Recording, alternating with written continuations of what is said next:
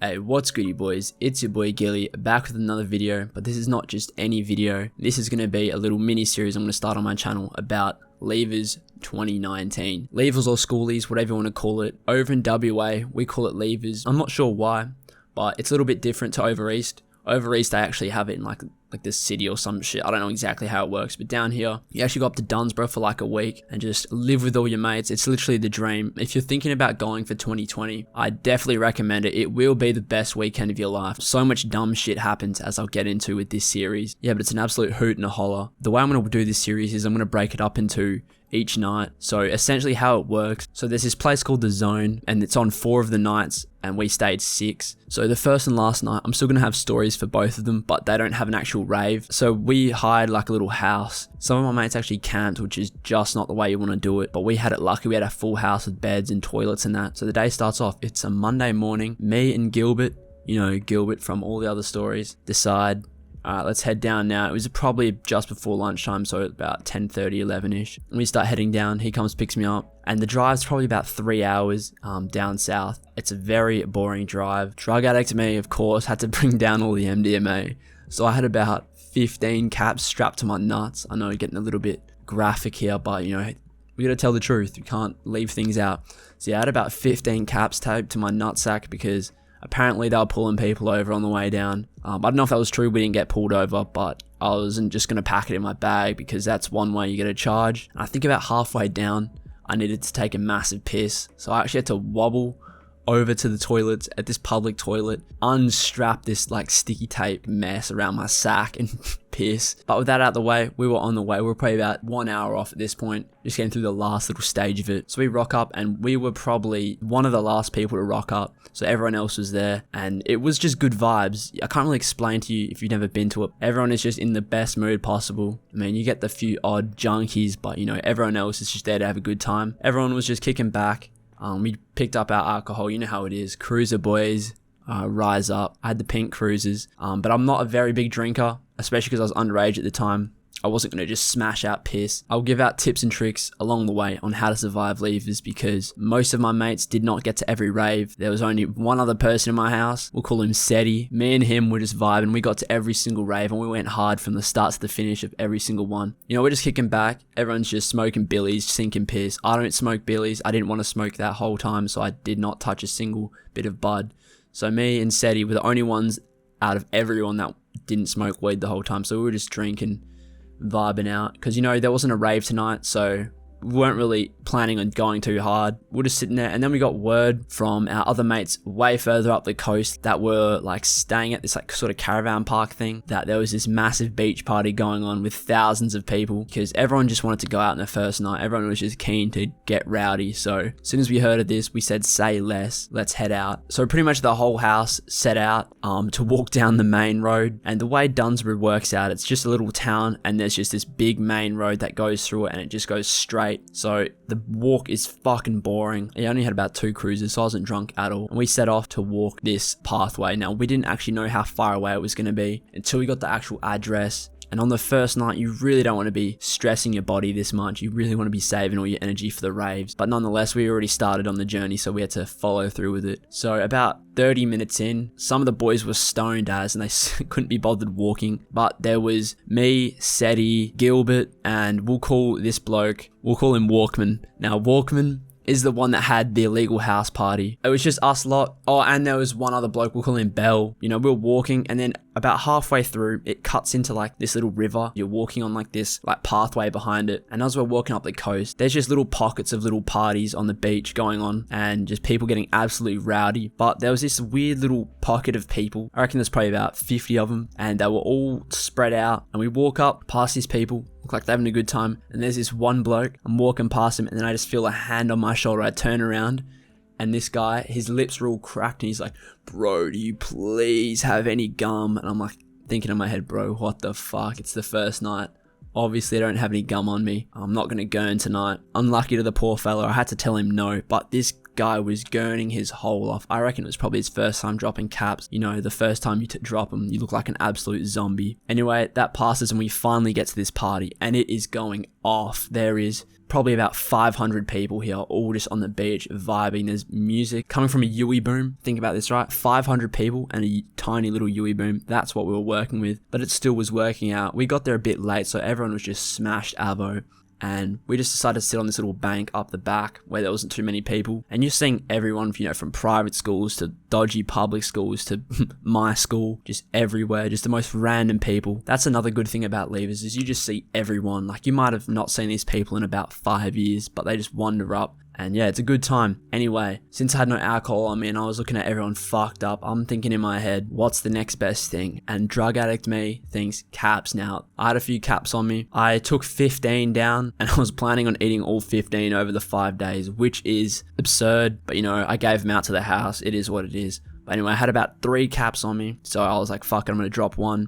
And this is when I was an absolute lightweight. So one could get me sent. And this is probably the first time I was dropping in about 3 months. So drop the cap. One of my other mates, he wanted a cap as well, and he was already pretty drunk. He can handle his drugs and alcohol, so I wasn't too worried about him. So he takes it, and we're just vibing around, walking and just talking to random people. I'm not feeling it yet. These caps took so long to kick in for me, and that's what I hate about sometimes when they don't kick in fast, because it's really intense and short, and that's exactly what happened. So we stayed at this little beach party for probably about an hour and a half. This is the thing about levers. You are never the most fucked up. There's always someone like way worse off than you. So there was people legit face down in the sand, but they have like these little volunteer people that always walk around and make sure no one's doing anything stupid. So, you know, they were all getting help, but you know, you see some people that are just donezo. And this was on the first night, keep in mind. Anyway, the people that are in this caravan park, the way it's set out is this caravan park was like behind the beach. So about a 3-minute walk backwards, and there was just this little like chalet they were all staying at. And there was a few of them in there, and we rock up. One of our mates, we'll call him Bames, he was sloshed. He was drinking Woodstocks, I'm pretty sure, and he just drank way too many. And this bloke was seeing stars. Like, I remember looking inside the house and he was just on the couch with a bucket. And one of my mates describes him when he spewed. He was just looking forward, looking at nothing. And then it was like, picture a baby when they just spit out water, but it doesn't like squirt out. It just dribbles over their lip. That's what happened. But it was with vomit and it was going everywhere inside the house as well. At this point, I can slowly feel that little bit of cap effect kicking in, and it is potent. When you don't drop it a long time, your tolerance goes away. It was like hot chocolate going through my veins. I shit you not. Like this cracked out mode. I could feel it taking over me. As I was sitting outside, I think we're having a dart. I was with this one other chick. I hated this place because there was just random people that kept wandering up and just trying to get into your business. Like, I don't know how to describe it, but when you're on caps, especially when you're coming up, you kind of just want to keep to yourself and vibe with the people you actually know. But there was just these randoms that kept coming up trying to introduce themselves, and I know it's supposed to be good vibes, but I was not having a bar of it. I was kind of sitting there not trying to talk to anyone. One of the people that was like the owner of that little house, one of the chicks, she was getting shitty because Bames was spewing everywhere, and we all rocked up kind of unannounced, and there was a lot of us.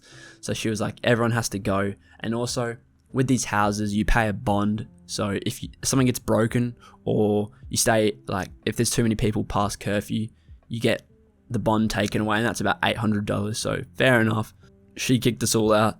Now at this point, I am fucked beyond belief. These caps are just taking over my soul. And I remember we walked out to that main road I talked about before that runs through Dunsborough, and it's a long way back, and we've got a couple options here. We either hail a taxi or we walk this trek. Now, on caps, you do have a lot of energy. However, walking isn't one of them. You can kind of jump in one spot and just throw your hands around, but walking gets a little bit taxing. Here we are on either side of the road. I was sitting down at this point because I was peaking so hard, gurning my absolute hole off. So there's 2 of my mates, I think Seti and Bell, were on the other side of the road, and we could hear some talking in the bush behind us, and we were thinking in our heads, what the hell is that? And surely enough, we walk back to like this little fence, and there's this bloke that is on his hands and knees just spewing everywhere.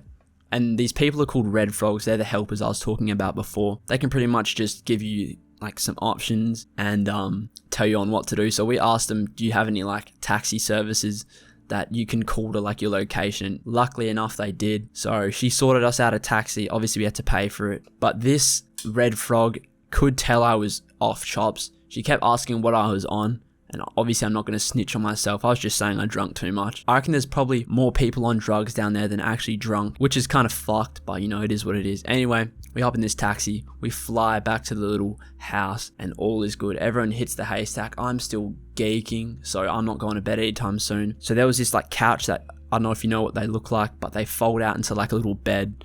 I had that in like the front room where the front door is. He was on a mattress in the living room, unfortunate. And then everyone else was in a double bed. And then there was like these bunk beds. And everyone that gave up on walking was already fast asleep in those bunk beds. So everything was pretty much taken up. So I try to fall asleep on this little like couch thing. And I hear the door in the other room open up. And I hear like a few footsteps waddle in. And I'm just thinking someone's coming late or whatever.